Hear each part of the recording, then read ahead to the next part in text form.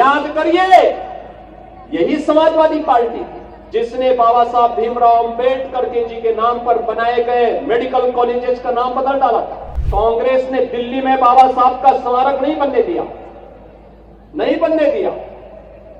कांग्रेस जब भी आई स्मारक बनाने की मांग होती रही, लेकिन कांग्रेस ने कभी भी स्मारक नहीं बनने दिया। जब बाबा साहब को दिल्ली में स्मारक बनना था, कांग्रेस व्यवधान डाल रही थी। भारतीय जनता पार्टी के सहयोग से बाबा साहब का दिल्ली में भव्य स्मारक बन पाया। याद करिए, यही समाजवादी पार्टी थी, यही समाजवादी पार्टी थी जिसने बाबा साहब भीमराव अंबेडकर जी के नाम पर बनाए गए मेडिकल कॉलेजेस का नाम बदल डाला था। उनके नाम पर बनाई हुई संस्थाओं का नाम बदल डाला था। असीम अरुण हमारे समाज कल्याण विभाग के मंत्री हैं, कन्नौज के विधायक हैं। इस आगरा में एसएसपी के रूप में उन्होंने कार्य भी किया है। और जब इन्होंने मुझे जानकारी दी कि समाजवादी पार्टी ने पाप किया था, मैंने कहा उसी कन्नौज में जाकर के फिर से वहां के गवर्नमेंट मेडिकल कॉलेज का नामकरण बाबा साहब के नाम पर करेंगे।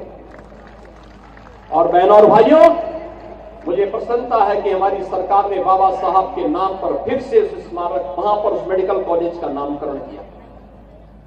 बाबा साहब का महापरिनिर्वाण 6 दिसंबर 1956 को हुआ था। कांग्रेस ने दिल्ली में बाबा साहब का स्मारक नहीं बनने दिया, नहीं बनने दिया। कांग्रेस जब भी आई स्मारक बनाने की मांग होती रही, लेकिन कांग्रेस ने कभी भी स्मारक नहीं बनने दिया। बाबा साहब को भारत रत्न नहीं देने दिया। कांग्रेस की पीढ़ियों के लिए तमाम कांग्रेस के नेहरू गांधी परिवार के सदस्यों के लिए 50-50 एकड़ के स्मारक बनाए गए, लेकिन बाबा साहब के नाम पर 1 इंच जमीन भी उन्होंने कांग्रेस ने दिल्ली में नहीं देने दी गई। बाबा साहब को के लिए भारत रत्न देने का काम तब हुआ जब श्रद्धेय अटल बिहारी वाजपेयी जी के द्वारा, भारतीय जनता पार्टी के द्वारा दिल्ली के अंदर सरकार को समर्थन किया जा रहा था। तब बाबा साहब को भारत रत्न से सम्मानित किया गया। जब बाबा साहब को दिल्ली में स्मारक बनना था, कांग्रेस व्यवधान डाल रही थी। भारतीय जनता पार्टी के सहयोग से बाबा साहब का दिल्ली में भव्य स्मारक बन पाया।